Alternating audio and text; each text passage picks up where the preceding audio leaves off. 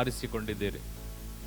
ಅದಕ್ಕಾಗಿ ನಾವೆಲ್ಲರೂ ಕಣ್ಣುಗಳನ್ನು ಮುಚ್ಚಿ ಬಾಯಿ ತೆರೆದು ಎಲ್ಲರೂ ಹೇಳೋಣ, ತಂದೆಯಾದ ದೇವರೇ, ತಂದೆಯಾದ ದೇವರೇ, ಈ ಪ್ರಭಾತದಿಂದ ಈ ಕ್ಷಣದವರೆಗೂ ನಮ್ಮನ್ನ ನಡೆಸಿ ನಮಗೆ ಬೇಕಾದಂತ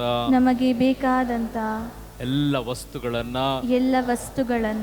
ಊಟವನ್ನ ವಸತಿಯನ್ನ ಆರೋಗ್ಯವನ್ನ ಅನುಗ್ರಹಿಸಿ ಈ ಸಂಜೆ ವೇಳೆ ಪವಿತ್ರ ಆಲಯದಲ್ಲಿ ನಿಮ್ಮ ವಾಕ್ಯವನ್ನ ಕೇಳಿ ಬರಲಿರುವಂತ ಎಲ್ಲ ಕೇಡಿನಿಂದ ಆಕಸ್ಮಿಕ ಮರಣಗಳಿಂದ ಎಲ್ಲ ಅಪಘಾತಗಳಿಂದಲೂ ಸಂರಕ್ಷಿಸುವುದಕ್ಕಾಗಿ ವಾಕ್ಯದ ಮೂಲಕ ನಮಗೆ ನಿತ್ಯ ಜೀವ ಇದೆ ಎಂಬುದಾಗಿ ನಮ್ಮೆಲ್ಲರನ್ನ ಕೈ ಬೀಸಿ ಕರೆದಂತ ದೇವನೇ, ನಾ ರಕ್ಷಣೆ ಹೊಂದಿಕೊಳ್ಳುವಂತೆ ಯಾವ ಸೈತಾನ ಕಾರ್ಯಗಳು ಮಾಟ ಮಂತ್ರಗಳು ಕಟ್ಟು ಶೂನ್ಯ ಮಾಯೆಗಳು ಯಾವ ಬ್ಲಾಕ್ ಮ್ಯಾಜಿಕ್ಗಳು ನನ್ನನ್ನು ಮುಟ್ಟದಂತೆ ನನ್ನ ಆತ್ಮ ಶರೀರ ಜೀವವನ್ನ ನಿಮ್ಮ ಕರಗಳಿಗೆ ಒಪ್ಪಿಸುತ್ತಿದ್ದೇನೆ ಸ್ವಾಮಿ. ನಮ್ಮನ್ನು ಅನುಗ್ರಹಿಸಿ ಬಿಟ್ಟು ಬಂದ ಮನೆಯನ್ನ ಕುಟುಂಬಸ್ಥರನ್ನ ಸ್ನೇಹಿತರನ್ನ ಬಂಧು ಮಿತ್ರರನ್ನ ಅಕ್ಕಪಕ್ಕದವರನ್ನ ನಿನ್ನ ಪರಿಶುದ್ಧ ಕರಗಳಲ್ಲಿ ಸಮರ್ಪಿಸಿ ಪ್ರಾರ್ಥಿಸುವುದಕ್ಕಾಗಿ ನನಗೆ ರಕ್ಷಣೆಯನ್ನು ಕೊಡುವುದಕ್ಕಾಗಿ ಆ ರಕ್ಷಣೆಯನ್ನು ಇತರರಿಗೆ ಹಂಚುವುದಕ್ಕಾಗಿ ನನ್ನನ್ನು ಬಿಟ್ಟು ಕೊಡುತ್ತಿದ್ದೇನೆ. ನಾನು ಮಾಡಿದಂತ ಸಕಲ ಪಾಪಗಳನ್ನ ನಿಮಗೆ ವಿರೋಧವಾಗಿ ಮಾಡಿದಂತ ಪಾಪಗಳನ್ನ ಮಾತನಾಡಿದಂತ ಕೆಟ್ಟ ಕಾರ್ಯಗಳನ್ನ ಕೆಟ್ಟ ಚಿಂತೆಗಳನ್ನ ಕೆಟ್ಟ ನೋಟಗಳನ್ನ ಕೆಟ್ಟ ನಡತೆಯನ್ನ ನಿಮ್ಮ ಪರಿಶುದ್ಧ ರಕ್ತದಲ್ಲಿ ತೊಳೆದು ಶುದ್ಧೀಕರಿಸಿರಿ. ಯೇಸುವೆ, ಏನು ಅರಿಯದಂತ ನನಗೆ ನಿತ್ಯ ಜೀವ ಉಂಟು ಎಂಬುದಾಗಿ ನರಕದ ಕಾರ್ಯದಲ್ಲಿ ನಾನು ಹೋಗದಂತೆ ನಿತ್ಯ ಜೀವದೆಡೆಗೆ ನಿಮ್ಮ ಸೌಭಾಗ್ಯದಲ್ಲಿ ನಾನು ಆನಂದಿಸುವಂತೆ ಅನುಗ್ರಹಿಸಿರಿ. ನನ್ನ ಮೇಲೆ ನನ್ನ ರೋಗದ ಮೇಲೆ ನನ್ನ ಸಮಸ್ಯೆಗಳ ಮೇಲೆ ನನ್ನ ಕುಟುಂಬದ ಮೇಲೆ ನನ್ನ ಕುಟುಂಬದ ಸರ್ವರ ಮೇಲೆ ನನಗಾಗಿ ಪ್ರಾರ್ಥಿಸಿ ಎಂಬುದಾಗಿ ಕೇಳಿಕೊಂಡ ಎಲ್ಲರ ಮೇಲೆಯೂ ಈ ಲೋಕದಲ್ಲಿ ಪ್ರತಿಯೊಂದು ಮಾನವನ ಮೇಲೆ ನಿಮ್ಮ ಕರುಣೆಯ ಹಸ್ತವನ್ನ ಚಾಚಿರಿ. ಆತ್ಮರ ಶಕ್ತಿಯನ್ನ ಎಲ್ಲರ ಮೇಲೆ ಸುರಿಸುತ್ತೇನೆ ಎಂಬುದಾಗಿ ಹೇಳಿದ ಪರಿಶುದ್ಧಾತ್ಮರೇ, ನಮ್ಮೆಲ್ಲರ ಮೇಲೆ ನಿಮ್ಮ ಪರಿಶುದ್ಧಾತ್ಮನ ಶಕ್ತಿಯನ್ನ ಕಳುಹಿಸಿರಿ. ಬನ್ನಿ ಆತ್ಮರೇ, ನಮ್ಮೆಲ್ಲರ ಮೇಲೆ ಆತ್ಮ ಸಂರಕ್ಷಣೆಗಾಗಿ ಬನ್ನಿ ಆತ್ಮರೇ.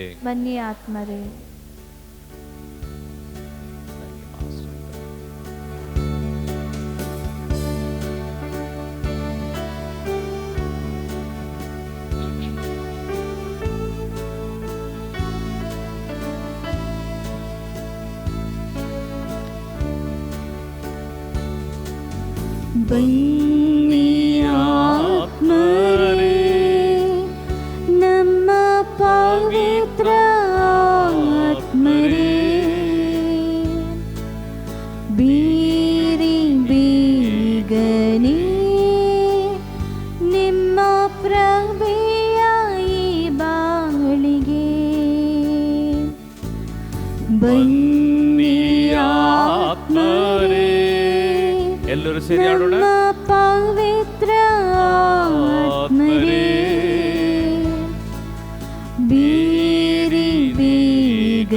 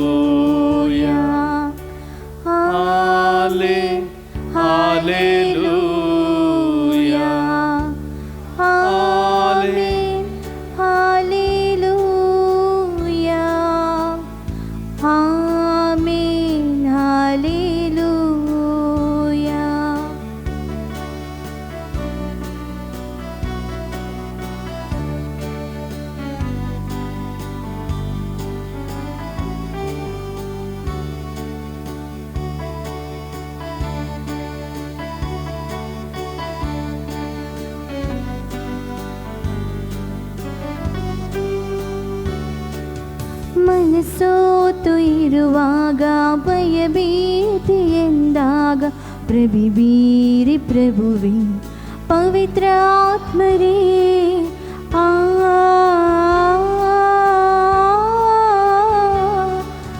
ಮನಸ್ಸೋತು ಇರುವಾಗ ಭಯಭೀತಿ ಎಂದಾಗ ಪ್ರಭುವೀರಿ ಪ್ರಭುವೇ ಪವಿತ್ರ ಆತ್ಮರೇ ಕತ್ತಲೆಯು ಕವಿದಾಗ ಪ್ರಭುವೀರಿರಿ ಕಷ್ಟಗಳು ಬಂದಾಗ ಪ್ರಭುವೀರಿರಿ ಬಾಳಿಗೆ ಚೇತನ ನೀವಾಗಿರಿ ಬಾಳಿಗೆ ಚೇತನ ನೀವಾಗಿರಿ ಬನ್ನಿ ಆತ್ಮರೇ ನಮ್ಮ ಪವಿತ್ರ ಆತ್ಮರೇ ಬೀರಿ ಬೇಗನೆ ನಿಮ್ಮ ಪ್ರಭೆಯ ಈ ಬಾಳಿಗೆ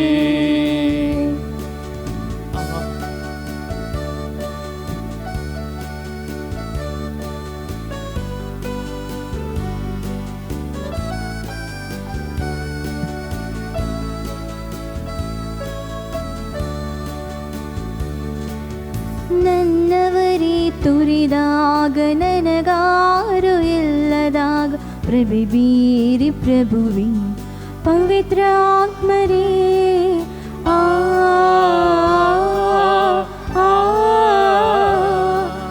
ನನ್ನವರೇ ತುರಿದಾಗ ನನಗಾರು ಇಲ್ಲದ ಪ್ರಭುವೀರಿ ಪ್ರಭುವೇ ಪವಿತ್ರ ಆತ್ಮರೇ ನಂಬಿಕೆಯ ಕಳೆದಾಗ ಪ್ರಭುವೀರಿರಿ ನೊಂದು ಅತ್ತಾಗ ಪ್ರಭುವೀರಿರಿ ಬಾಳಿಗೆ ಧೈರ್ಯವು ನೀವಾಗಿರಿ ಬಾಳಿಗೆ ಧೈರ್ಯವು ನೀವಾಗಿರಿ ಬನ್ನಿ ಆತ್ಮರೇ ನಮ್ಮ ಪವಿತ್ರ ಆತ್ಮರೇ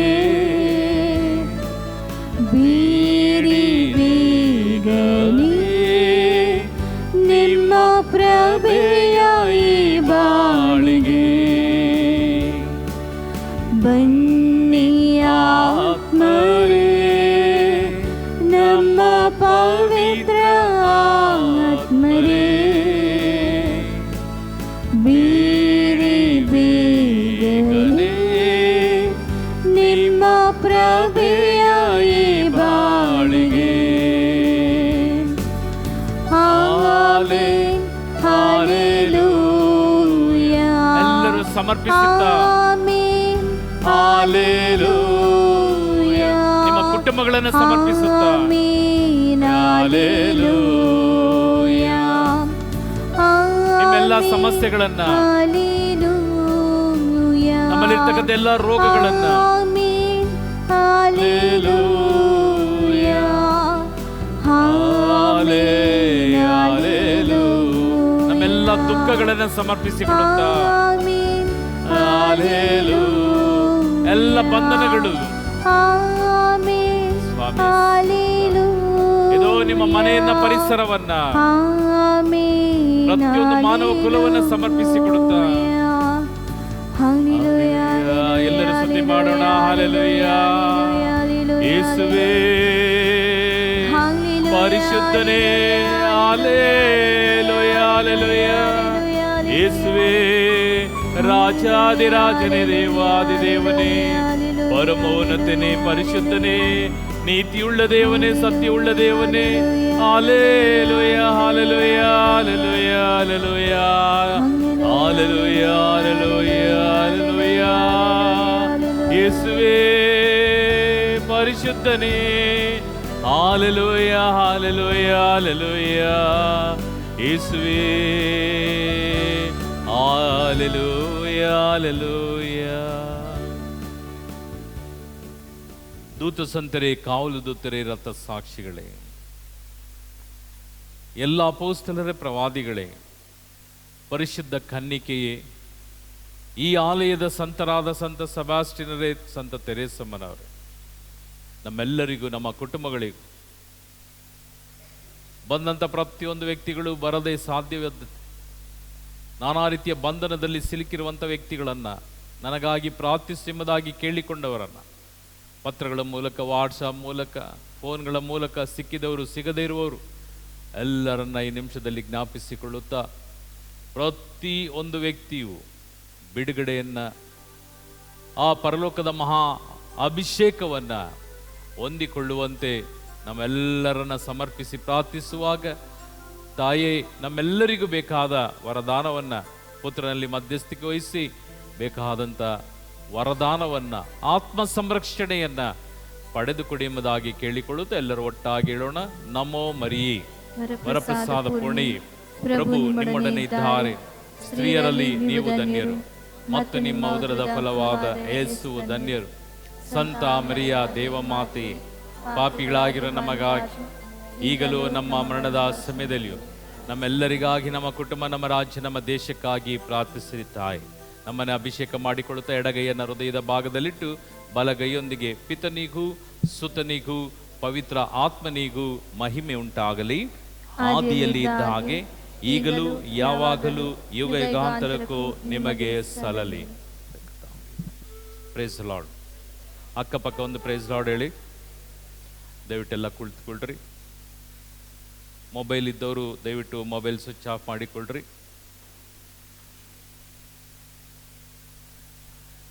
ಪ್ರಭು ಯೇಸುವಿನ ನಾಮದಲ್ಲಿ ಈ ಸಂಚೆ ನಿಮ್ಮೆಲ್ಲರನ್ನ ವಂದಿಸುತ್ತಾ, ದೇವನ ಅಮೂಲ್ಯವಾದ ವಾಗ್ದಾನವುಳ್ಳ ವಾಕ್ಯಕ್ಕೆ ನಿಮ್ಮೆಲ್ಲರನ್ನ ಆಹ್ವಾನಿಸಿದನೆ.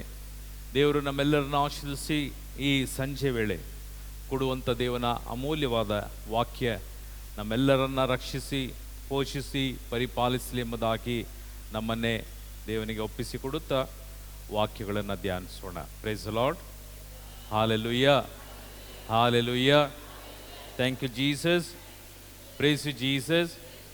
Hallelujah, hallelujah.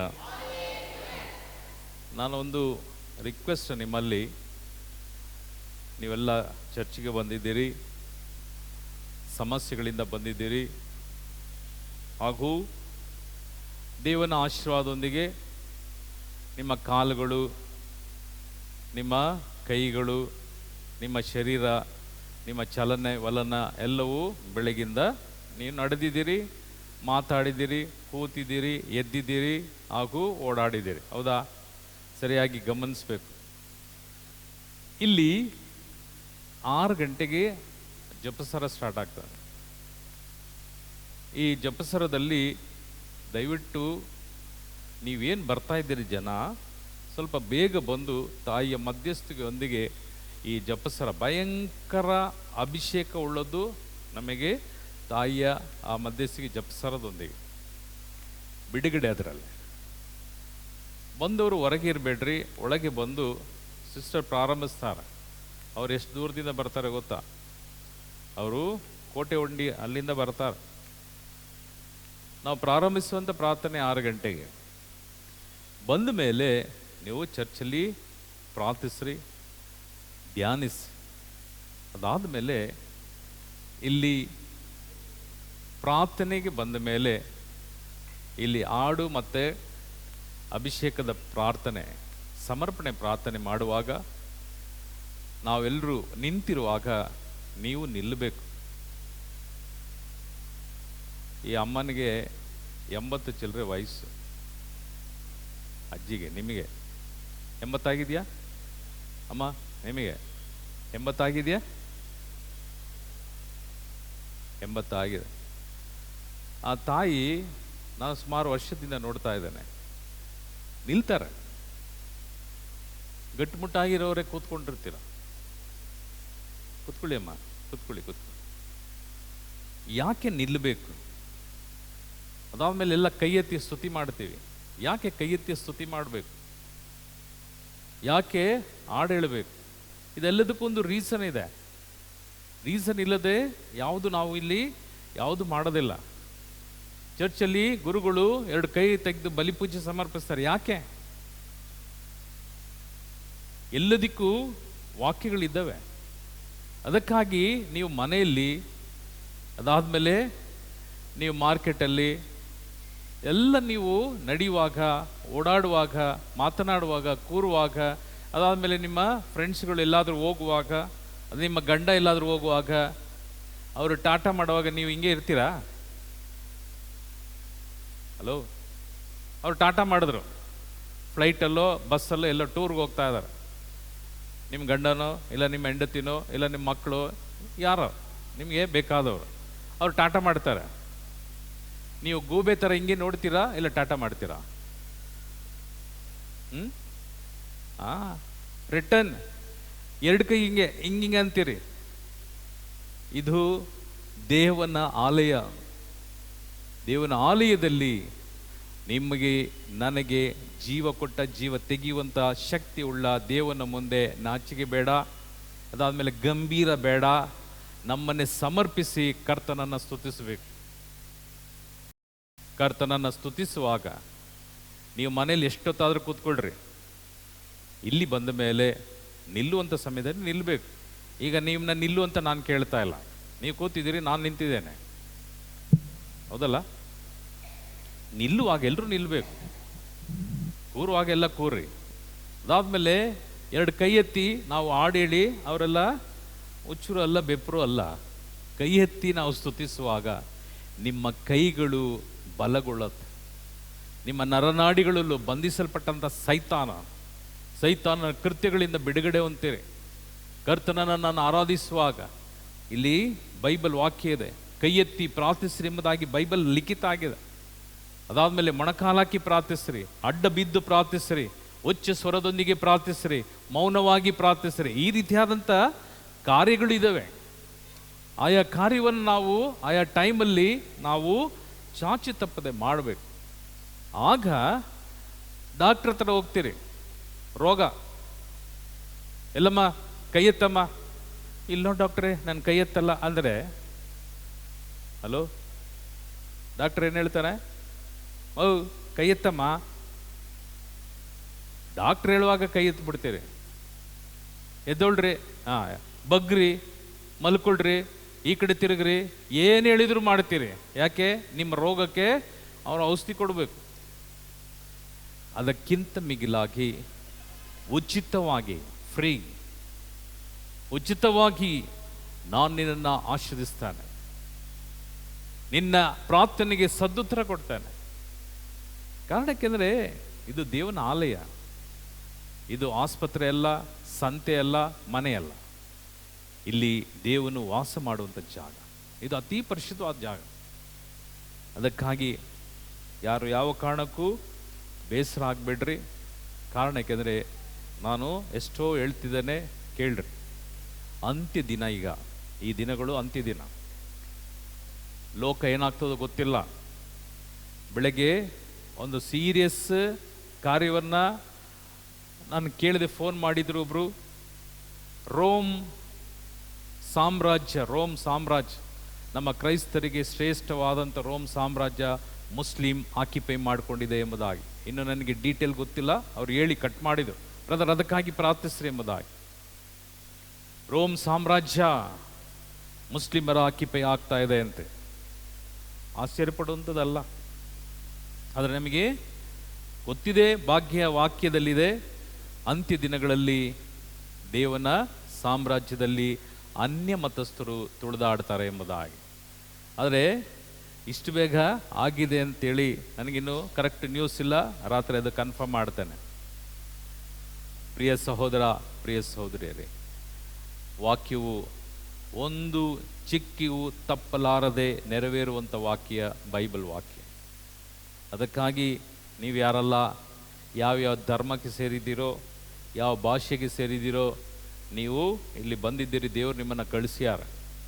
ಬಂದವರು ರಕ್ಷಣೆ ಹೊಂದಿಕೊಳ್ಳ್ರಿ, ಬಂದಿದವರು ನಿತ್ಯ ಜೀವನ ಹೊಂದಿಕೊಳ್ಳ್ರಿ. ಏಕೆಂದರೆ ದೇವನ ವಾಕ್ಯ ಹೇಳ್ತದೆ, ನಾನು ನಿನಗೆ ರಕ್ಷಣೆಯನ್ನು ಕೊಡ್ತೇನೆ ಎಂಬುದಾಗಿ, ನಾನು ನಿನಗೆ ರಕ್ಷಿಸಲು ಬಂದಿದ್ದೇನೆ ಎಂಬುದಾಗಿ. ಈ ರಕ್ಷಣೆ ಕ್ರಿಸ್ತನಿಂದ ಮಾತ್ರವೇ.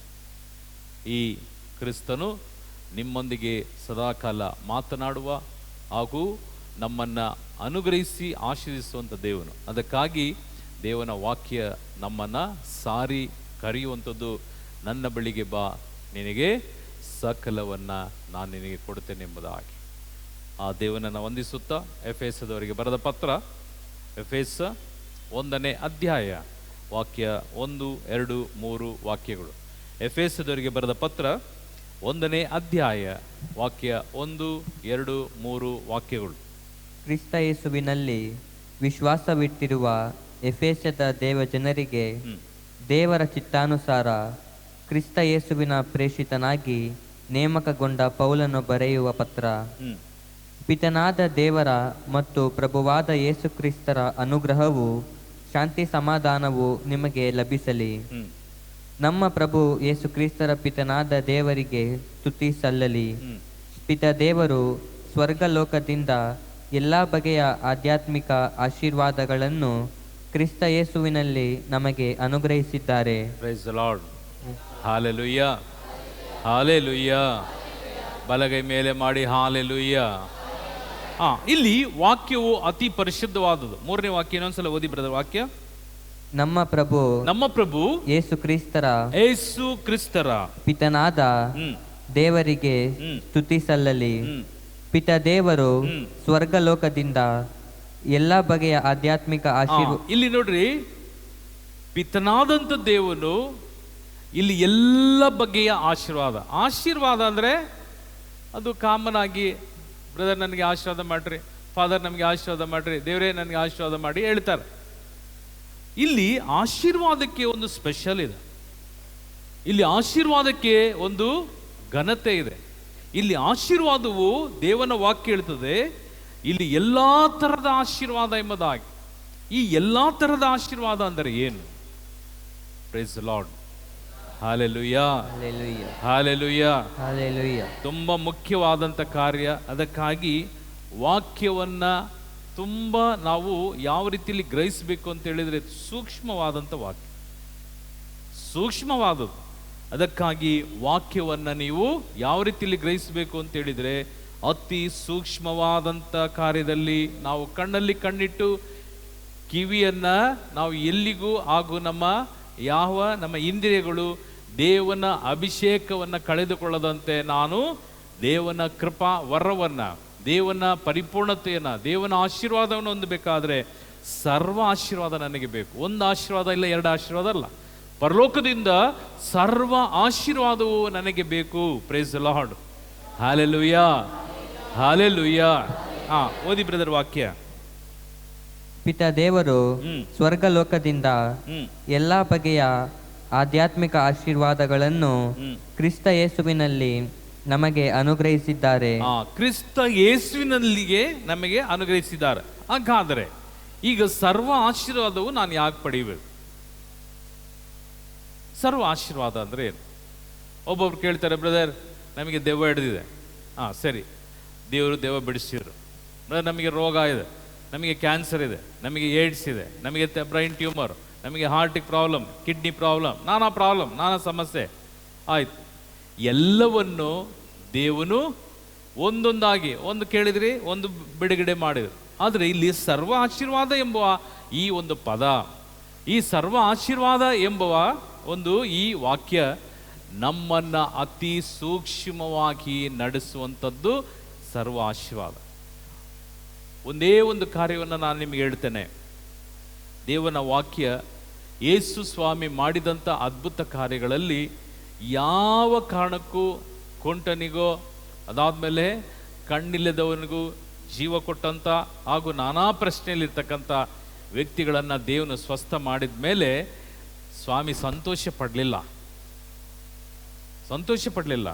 ಬದಲಾಗಿ ದೇವನ ವಾಕ್ಯ ಹೇಳ್ತದೆ, ಒಂದು ವ್ಯಕ್ತಿ ಪಾಪದಿಂದ ಆತನು ಪರಿಶುದ್ಧತೆಗೆ ಬಂದಾಗ, ಪಾಪದಿಂದ ಬಿಡುಗಡೆ ಆದಾಗ, ಪಾಪದಿಂದ ಆತನು ಸಂಪೂರ್ಣತೆಯನ್ನು ಹೊಂದಿಕೊಂಡಾಗ, ಯೇಸು ಕ್ರಿಸ್ತನ ವಾಕ್ಯ ಹೇಳ್ತದೆ, ನಾನು ಬಂದದ್ದು ಪಾಪಿಷ್ಠರಿಗಾಗಿ ಎಂಬುದಾಗಿ. ಪಾಪಿಷ್ಠರಿಗಾಗಿ ಯೇಸು ಬಂದದ್ದು.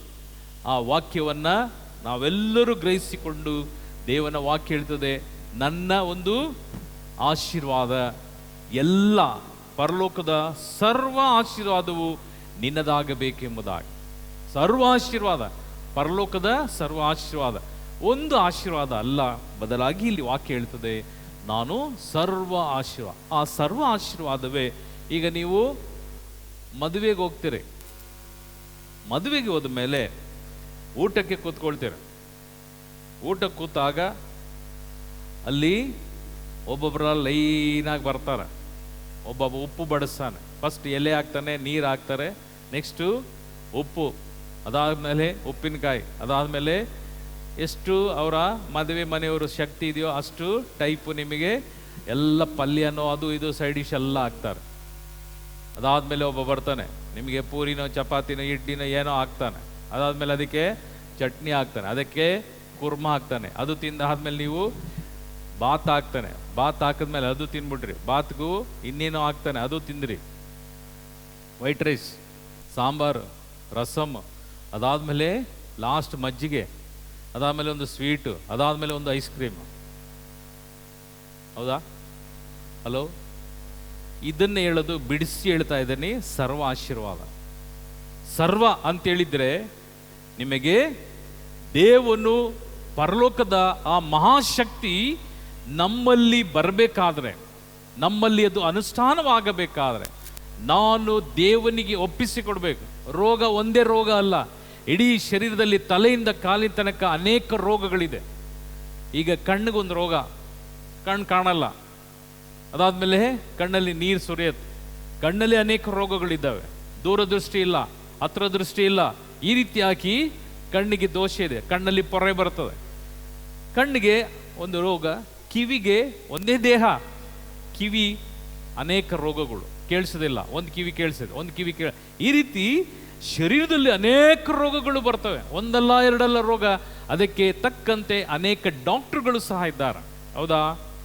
ಹಲೋ, ಆ ಪರಲೋಕದ ಆಶೀರ್ವಾದ, ಪರಲೋಕದ ಸರ್ವ ಆಶೀರ್ವಾದವು ದೇವನು ಇದನ್ನೇ ನಮ್ಮಲ್ಲಿ ಬಿಡಿಸಿ ಹೇಳುವಂಥದ್ದು. ಅದಕ್ಕಾಗಿ ನೀನು ಮೊಣಕಾಲು ಹಾಕುವಾಗ ಮೊಣಕಾಲಾಕು, ಏಳುವಾಗ ಎದ್ದೋಳು, ಪ್ರಾರ್ಥಿಸುವಾಗ ಪ್ರಾರ್ಥಿಸು, ಕೈ ಎತ್ತಿ ಬೇಡುವಾಗ ಕೈ ಎತ್ತಿ ಬೇಡು, ಹಾಗೂ ಸಾಷ್ಟಾಂಗ ನಮಸ್ಕಾರ ಮಾಡುವಾಗ ಸಾಷ್ಟಾಂಗ ನಮಸ್ಕರಿಸು, ಏಕೆಂದರೆ ಸರ್ವ ಆಶೀರ್ವಾದವು ನಿನ್ನದಾಗಬೇಕು.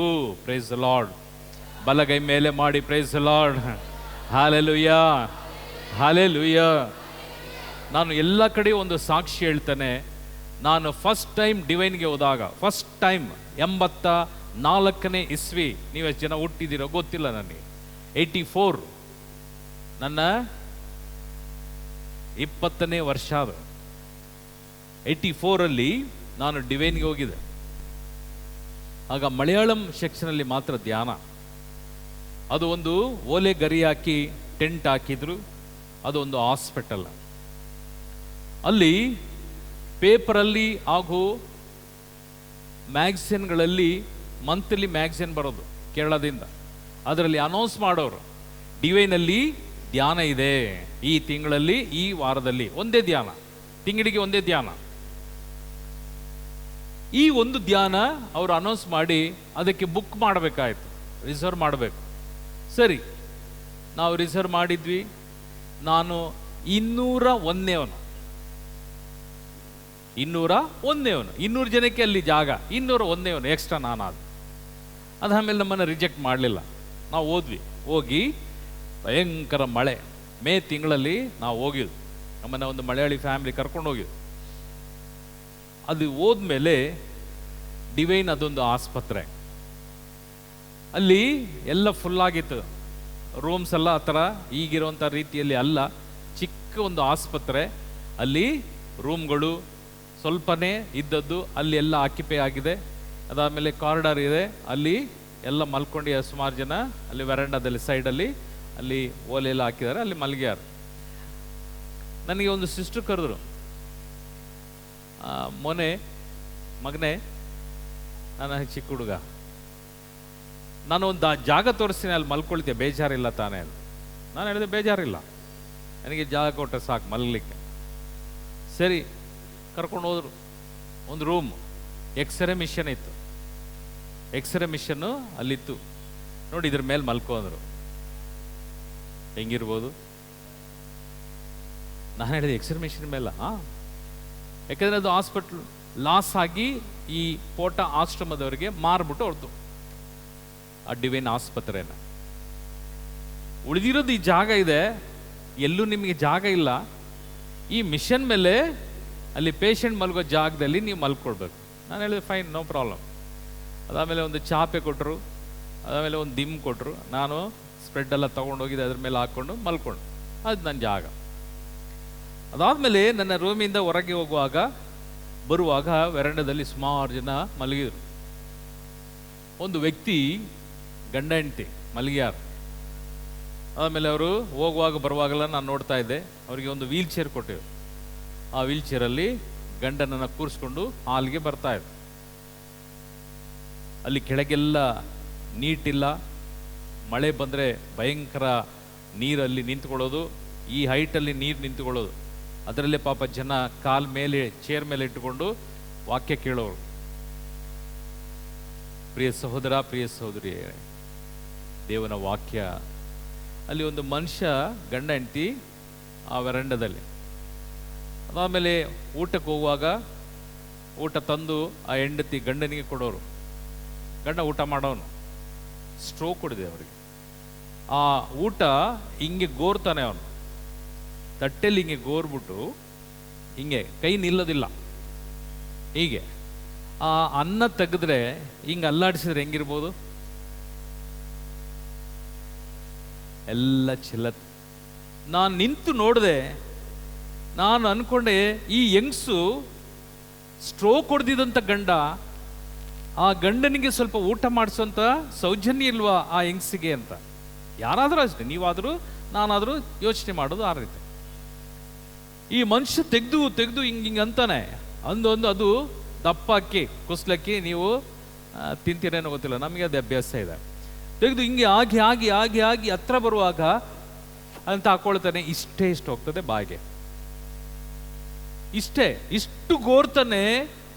ಅವರ ಕೈ ನಡುಕದಲ್ಲಿ ನಡುಗಿ ಲಾಸ್ಟಲ್ಲಿ ಇಲ್ಲಿ ಬರುವಾಗ ಎಲ್ಲ ಬಿದ್ದೋಗಿ ಇಷ್ಟು ಬರ್ತದೆ, ಹಿಂಗೆ ಹಾಕೊಳ್ತಾನೆ. ನನಗೆ ತುಂಬ ಕೋಪ ಬಂದ್ಬಿಡುತ್ತೆ ಆ ಯಂಗ್ಸ್ ಮೇಲೆ. 2 ದಿವಸ ಆಯಿತು. 2ನೇ ದಿವಸದಲ್ಲಿ ಕೇಳಿದೆ, ಚೇಚಿ ಬೇಜಾರಾಗಬೇಡ, ನಾನು ಮಲಯಾಳಮಲ್ಲಿ ಮಾತಾಡೋದು, ವಿಷಮಿಕೇಂಡ, ಬೇಜಾರಾಗಬೇಡ, ನಾನೊಂದು ಮಾತು ಕೇಳ್ತೇನೆ. ಅವರು ಸ್ಟ್ರೋಕ್ ಹೊಡೆದಿದೆ, ಅದು ಯಾರು ಅಂತ ಕೇಳಿದೆ ಫಸ್ಟ್. ಎಂಡ್ ಬರ್ತಾವು ನನ್ನ ಗಂಡ. ನಾನು ಹೇಳಿದೆ ಏನಾಯ್ತು? ಸ್ಟ್ರೋಕ್ ಹೊಡೆದಿದೆ, ಮಾತು ಬರೋದಿಲ್ಲ. ಅದಾದ್ಮೇಲೆ ಕೋಪ, ಮಾತು ಬರೋದಿಲ್ಲ, ನಡಿಲಿಕ್ಕೆ ಆಗೋದಿಲ್ಲ, ಸ್ವಾಧೀನ ಇಲ್ಲ.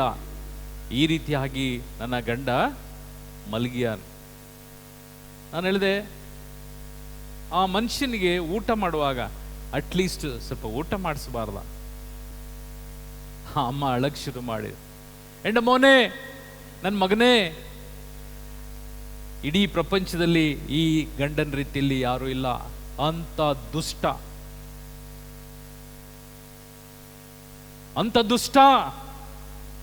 ನನ್ನ ಇಡೀ ಶರೀರವನ್ನೇ ಸುಟ್ಟು, ಬೀಡಿ ಸಿಗರೇಟ್ ಸೇದಿ ಸುಟ್ಟು ನನಗೆ ಚಿತ್ರಹಿಂಸೆ ಕೊಟ್ಟಂತ ಗಂಡ ಇವನು. ಯಾರ ಮಾತು ಕೇಳೋದಿಲ್ಲ. ದೇವ್ರೇ ಸಾಕ್ಷಾತ್ ಯೇಸು ಸ್ವಾಮಿ ಬಂದ್ರು ಅವರ ಮಾತು ಕೇಳೋದಿಲ್ಲ ಅಂತೇಳಿ ಅಳ್ತಾ, ಇವರಿಂದ ನನ್ನ ಹಿಂಸೆ ತಾಳಲಾರದೆ ಒಂದು ಮಗು ಸತ್ತು ಹೋಯ್ತು. ಈ ಮನುಷ್ಯನ ಹಿಂಸೆ ತಾಳಲಾರದೆ ನನ್ನ 2-3 ಮಕ್ಕಳು ನಾನು ಕಾನ್ವೆಂಟಲ್ಲಿ ಸೇರಿಸಿಯಾನೆ. ಅಲ್ಲಿ ಮಕ್ಕಳು ಓದ್ತಾ. ಅಂತ ದುಷ್ಟ ಕುಡಿದು ಬಂದ ಮೇಲೆ ಅನ್ನ ಮಾಡಿ, ಬಿಸಿ ಅನ್ನ ಬಡಿಸುವಾಗ ಅವನು ಊಟ ಮಾಡಿ, ಅದಾದ ಮೇಲೆ ನೀನು ನಿನ್ನ ಮಕ್ಕಳು ಊಟ ಮಾಡಬಾರ್ದು ಅಂತೇಳಿ ಪಾತ್ರೆಯಲ್ಲಿ ಅವನು ರೀಸಸ್ ಮಾಡ್ತಾ ಇದ್ದ. ಯೋಚನೆ ಮಾಡಿ ನೋಡ್ರಿ, ಇಂಥ ದುಷ್ಟ ಈ ಗಂಡ. ನಾನು ತಾಲಿ ಕಟ್ಟಿಸ್ಕೊಂಡಂತ, ನಾನು ದೇವರ ಒಳ್ಳೆ ಒಂದು ಕುಟುಂಬಕ್ಕೆ ಸೇರಿದಂತ ಅಪ್ಪಟ್ಟ ರೋಮನ್ ಕ್ಯಾಥಲಿಕ್ ಹುಡುಗಿ, ಹೆಂಗಸ್. ಗಂಡನನ್ನು ಬಿಡಬಾರ್ದು. ಕಾರಣಕ್ಕೆಂದರೆ ನನ್ನ ತಂದೆ ತಾಯಿ ಕೊಟ್ಟಂತ ಹಾಗೂ ನಾನು ದೇವರಿಗೆ ಕೊಟ್ಟಂತ ವಾಗ್ದಾನ. ಈ ಕಾರಣಕ್ಕೆ ಇವರ ಸೇವೆಯನ್ನು ಮಾಡ್ತಾ ಇದ್ದಾನೆ.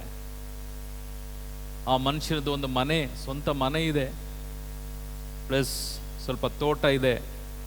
ತೋಟದಲ್ಲಿ ನಾನು ಕೆಲಸಕ್ಕೆ ಹೋಗಿ ನಾನು ಈ ಗಂಡನನ್ನ, ನನ್ನ 3 ಮಕ್ಕಳನ್ನ ಸಾಕ್ತಾ ಇದ್ದೇನೆ ಬ್ರದರ್.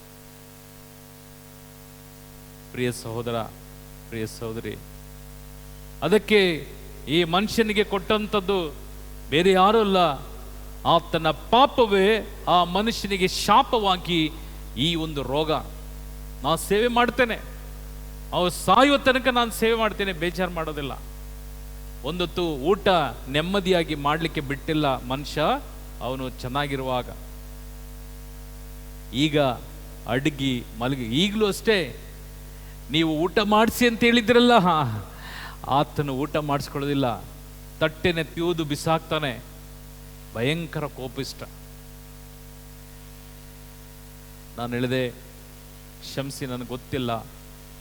ಕಾರಣ ಯಾಕೆಂದರೆ ಆ ಮನುಷ್ಯ ಊಟ ಇಷ್ಟೊಂದು ತೆಗೆಯುವಾಗ ಕೆಳಗೆ ಬಿದ್ದು ಅವರ ಬಾಯಲ್ಲಿ ಸ್ವಲ್ಪ ಹೋಗ್ತದಲ್ಲ, ಹೊಟ್ಟೆ ತುಂಬೋದಿಲ್ಲ ಮನುಷ್ಯನಿಗೆ. ಅದಕ್ಕಾಗಿ ನನಗೆ ದುಃಖ ಆಯಿತು, ನಿಮ್ಮ ಮೇಲೆ ಬೇಜಾರಾಯಿತು. ಅದಕ್ಕಾಗಿ ನಾನು ಕ್ಷಮಿಸಿ ಕೇಳಿದ್ದು. ಅದಕ್ಕಾಗಿ ಆ ಅಮ್ಮ ಹೇಳಿದ್ರು, ಮೊನ್ನೆ ನೀ ಚೋಯಿಸಿದ್ದು ಕರೆಕ್ಟ್, ನೀನು ಕೇಳಿದ್ದು ಕರೆಕ್ಟ್, ಇದು ಉತ್ತರ, ಇದು ಉತ್ತರ. ಅವರ ಮಾನಸಾಂದ್ರಕ್ಕಾಗಿ ಪ್ರಾರ್ಥಿಸಿ, ಅವರ ಮಾನಸಾಂದ್ರಕ್ಕಾಗಿ ಪ್ರಾರ್ಥಿಸಿ ಅಂತ ಅವ್ರಿಗಾಗಿ ನಾನು ಹೇಳಿದೆ, ಖಂಡಿತವಾಗ್ಲಿ ಪ್ರಾರ್ಥಿಸ್ತೇನೆ. ಕೈ ಮುಗಿದೆ ಆ ಅಮ್ಮನ. ದಿನ ವೀಲ್ ಚೇರಲ್ಲಿ ತಗೊಂಡೋಗ್ತಾರೆ, ಕರ್ಕೊಂಡು ಬರ್ತಾರೆ, ಕೂರಿಸ್ತಾರೆ, ತಿಂಡಿ ಕಾಫಿ ಎಲ್ಲ ಆ ಅಮ್ಮ ಕೊಡ್ತಾರೆ. ಅವನು ಹಿಡ್ಕೊಂಡು ಕುಡಿತಾನೆ, ಹಾಗೂ ಅಮ್ಮ ಸಪೋರ್ಟಲ್ಲಿ ಕಾಫಿನ ಕುಡಿಸ್ತಾರೆ. ತಿಂಡಿ ಊಟ ಮಾತ್ರ ಅಮ್ಮ ಮಾಡಿಸ್ಲಿಕ್ಕೆ ಒಪ್ಪಲ್ಲ ಮನುಷ್ಯ.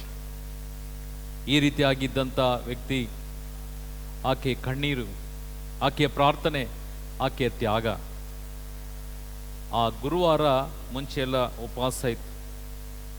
ಆ ಉಪವಾಸ ಪ್ರಾರ್ಥನೆಯಲ್ಲಿ ಪ್ರಾರ್ಥಿಸಿ, ಈ ಥರ ಸ್ಟೇಜು ಹಿಂದೆ ಇತ್ತು, ಮುಂದೆ ಎಲ್ಲ ಅಲ್ಲಿ ಕೂತ್ಕೊಳ್ಳೋಕ್ಕೆ ಹಿಂದೆ ಈ ಥರ ಒಂದು ಸ್ವಲ್ಪ ದಿನ್ನೆಯಾಗಿ ಇಲ್ಲಿ ಒಂದು 10, 15 ಜನ, 20 ಜನ ಕೂತ್ಕೊಳ್ಬೋದು.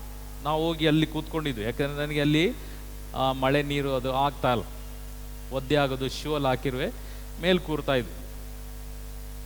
ಅದಾದ್ಮೇಲೆ ಗುರುವಾರ ಆರಾಧನೆ, ಒಳ್ಳೆ ಆರಾಧನೆ. ಆ ಆರಾಧನೆ ಸಮಯದಲ್ಲಿ ಆತನ ಹೆಸರು ಏನೋ ಮರ್ತೋದೆ ನಾನು, ಆ ವ್ಯಕ್ತಿಯನ್ನ ಸ್ವಾಮಿ ಮುಟ್ತಾ ಇದ್ದಾರೆ ಎಂಬುದಾಗಿ ಫಾದರ್ ಅಲ್ಲಿ ಹೇಳುವಾಗ ನಮಗೂ ಅರ್ಥ ಆಗಲಿಲ್ಲ. ಆ ಮನುಷ್ಯ, ಆ ಅಮ್ಮನೋ ಏನೋ ಕೇಳಿಸ್ಕೊಂಡಿದ್ರು, ಗೊತ್ತಿಲ್ಲ, ಅಮ್ಮನಿಗೆ ಕೇಳಿದೆಯೇನೋ ಗೊತ್ತಿಲ್ಲ.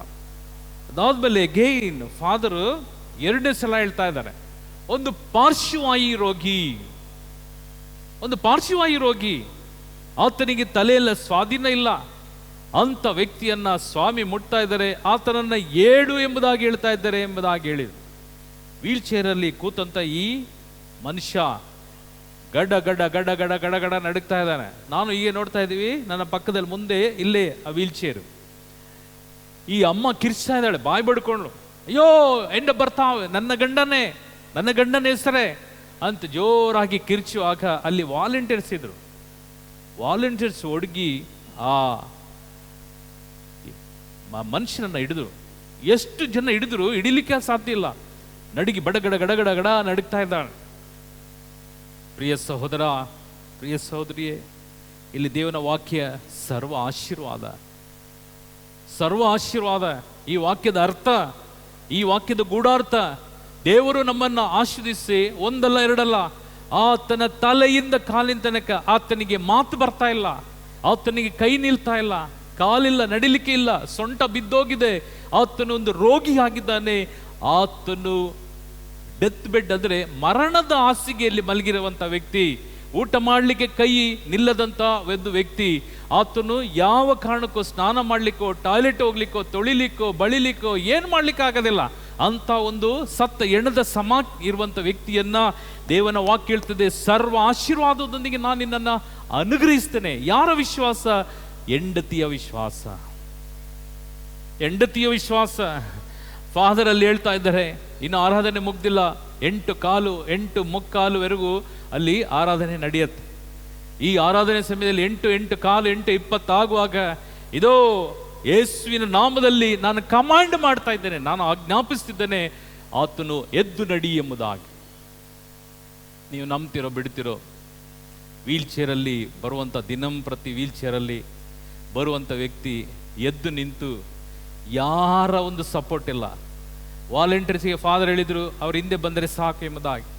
ಆತನು ಎಷ್ಟು ವರ್ಷ ಆಯಿತು ಆ ಹಾಸಿಗೆಯಲ್ಲಿ ಮಲಗಿ, ಆತನು ಎದ್ದು ಸ್ಟೇಜ್ ಕಡೆಗೆ, ಪರಮ ಪ್ರಸಾದ ಕಡೆಗೆ ನಡಿಲಿಕ್ಕೆ ಶುರು ಮಾಡ್ದ. Praise Lord, hallelujah, hallelujah.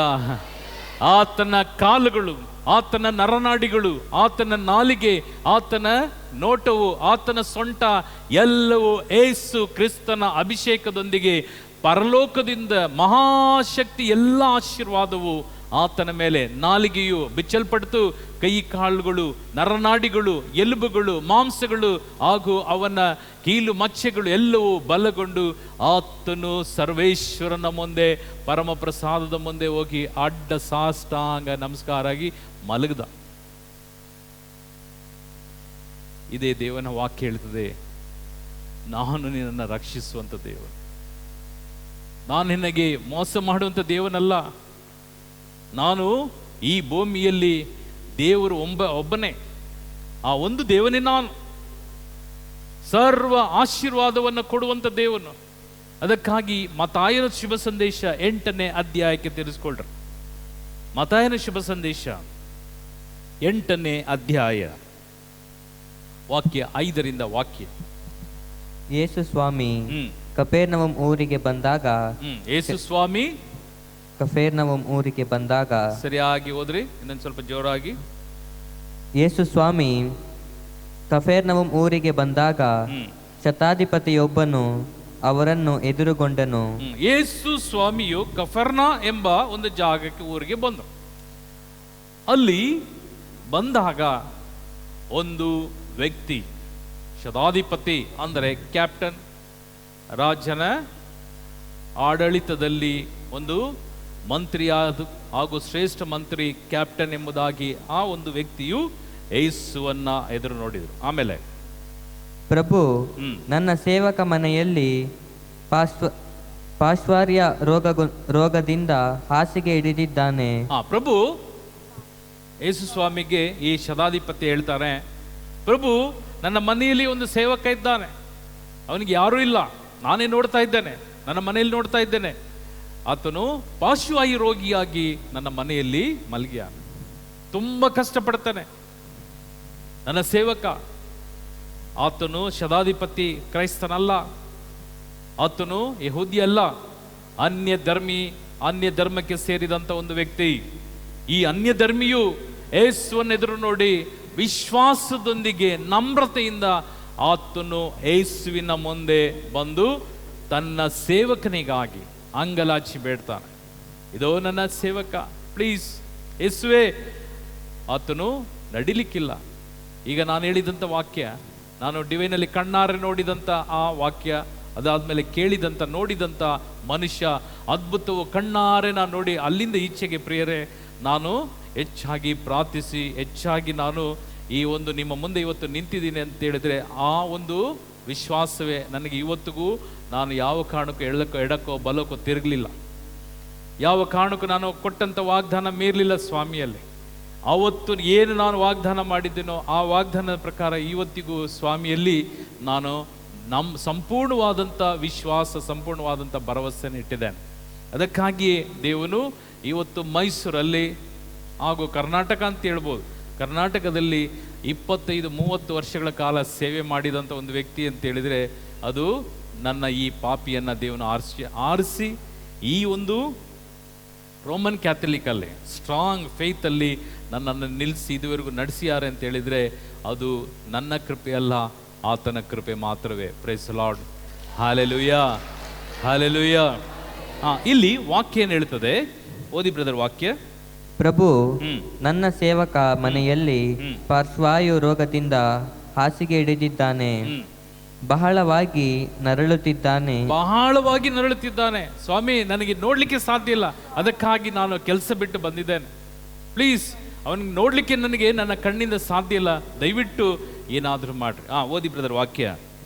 ಬಹಳವಾಗಿ ನರಳುತ್ತಿದ್ದಾನೆ ಎಂದು ವಿನಂತಿಸಿದನು. ಯೇಸು, ನಾನೇ ಬಂದು ಅವನನ್ನು ಗುಣಪಡಿಸುತ್ತೇನೆ ಎಂದರು. ಏನು ಹೇಳಿದ್ರು? ಭೂಮಿ ಆಕಾಶ ಸೃಷ್ಟಿ ಮಾಡಿದಂಥ ಸೃಷ್ಟಿಕರ್ತನು, ನಾನೇ ಬರ್ತೀನಿ ಮನೆಗೆ, ನಾನೇ ನಿಮ್ಮ ಮನೆಗೆ ಬರ್ತೇನೆ. ನಾವು ಸ್ವಲ್ಪ ಹಣ ಬಂದಾಗ, ಸ್ವಲ್ಪ ನಮ್ಮಲ್ಲಿ ದೊಡ್ಡಸ್ತಿಗೆ ಬಂದಾಗ, ನಮ್ಮ ಮಾತು, ನಮ್ಮ ಬಟ್ಟೆ, ನಮ್ಮ ನಡೆಯುವಂಥ ಸ್ಟೈಲು ಎಲ್ಲವೂ ಚೇಂಜ್ ಆಗೋಗುತ್ತೆ. ಮುಂಚೆ ಎಲ್ಲ ಸೈಕಲ್ ಇತ್ತು, ಅದಾದಮೇಲೆ ಸೈಕಲ್ ಇರೋ ಮನೇಲಿ ಸ್ಕೂಟ್ರ್ ಬಂದ್ಬಿಟ್ರೆ ಆ ಮನೆ ಗೃಹಿಣಿ ಹೆಂಗಸು ಗಂಡನ ಜೊತೆ ಎಲ್ಲಾದರೂ ಹೋಗುವಾಗ ಮುಂಚೆ ಎಲ್ಲ ಕೊಂಡೆ ಹಾಕ್ಕೊಳ್ತಿದ್ರು.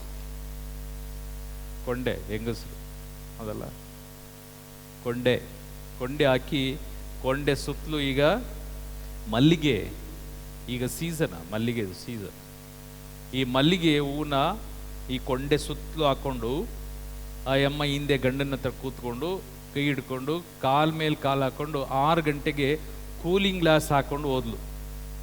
ಎಷ್ಟು ಗಂಟೆಗೆ? ಸಂಜೆ 6 ಗಂಟೆಗೆ ಕೂಲಿಂಗ್ ಗ್ಲಾಸ್. ಆ ಗ್ಲಾಸ್ ಹೆಸರೇನು? Cooling glass. ಕೂಲ್ ಆಗಲಿಕ್ಕೆ ಗ್ಲಾಸ್, ಅದಕ್ಕೆ ಕೂಲಿಂಗ್ ಗ್ಲಾಸ್. ಅದು ಪವರ್ ಗ್ಲಾಸ್ ಅಲ್ಲ. ಇವ್ರ ಗಂಡನ ಜೊತೆ ಸ್ಕೂಟ್ರ್ ಇದೆ ಅಂತೇಳಿ ಗಂಡ ಪಾಪ ಎಲ್ಲೋ ರೆಡಿಯಾಗಿ ನಾನು ಕರ್ಕೊಂಡು ಹೋಗ್ತೀನಿ ಅಂತ ಹೇಳೋಂಥ ಗಂಡನಿಗೆ ಈ ಹೆಂಗಸು ರೆಡಿಯಾಗಿ ಕೊಂಡೆ ಹಾಕಿ ಕೊಂಡೆ ಸುತ್ತಲೂ ಹೂವು ಇಟ್ಕೊಂಡು ಕಣ್ಣಿಗೆ ಕೂಲಿಂಗ್ ಗ್ಲಾಸ್ ಹಾಕೊಂಡು 6 ಗಂಟೆಗೆ ಕೂತ್ಲು ಗಾಡಿಯಲ್ಲಿ. ನಾವು ಈಚೆ ನಿಂತಿದ್ವಿ, ನಾನು ನೋಡ್ತಾ ಇದ್ದೆ. ಬಂದು ಕೂತ್ಕೊಂಡು ಸ್ಕೂಟ್ರಲ್ಲಿ, ಅದು ಬಜಾಜ್ ಸ್ಕೂಟ್ರ್, ಕಾಲ್ ಮೇಲೆ ಕಾಲು ಹಾಕೊಂಡು, ಕಾಲ್ ಮೇಲೆ ಕಾಲು ಹಾಕಿ ಗಂಡನನ್ನು ಹಿಡ್ಕೊಂಡು ಹೋದ್ಲು. ಅವಳು ಮನಸ್ಸಲ್ಲಿ ಏನಿರ್ಬೋದು ಯೋಚನೆ ಮಾಡ್ರಿ. ಸೈಕಲ್ ಇದ್ದಿದ್ದು ದೇವ್ರು ಏನೋ ಒಂದು ಅನುಕೂಲ ಕೊಟ್ಟು, ಅದು ಸೆಕೆಂಡ್ ಹ್ಯಾಂಡು ಸ್ಕೂಟ್ರು. ಅವಾಗ ಸ್ಕೂಟ್ರ್ ಇದ್ದೆ, ಸ್ವಲ್ಪ ಹಣ ಇದ್ದವರು. ಈ ಅಮ್ಮ ಕಾಲ್ ಮೇಲೆ ಕಾಲು ಹಾಕೊಂಡು ಹೋದ್ಲು. ನಾನು ಅಂದ್ಕೊಂಡೆ, ಈ ಮನುಷ್ಯ ಓಡಿಸುವಾಗ ಎಲ್ಲಾದರೂ ಬ್ರೇಕ್ ಕಿಕ್ ಹಾಕಿ ಇವಳು ಕಾಲ್ ಮೇಲೆ ಕಾಲು ಹಾಕೊಂಡು ಕೂತಿಯಾಳೆ, ಒಂದು ಕೈಯಲ್ಲಿ ಗಂಡನ ಹಿಡ್ಕೊಂಡವಳೆ,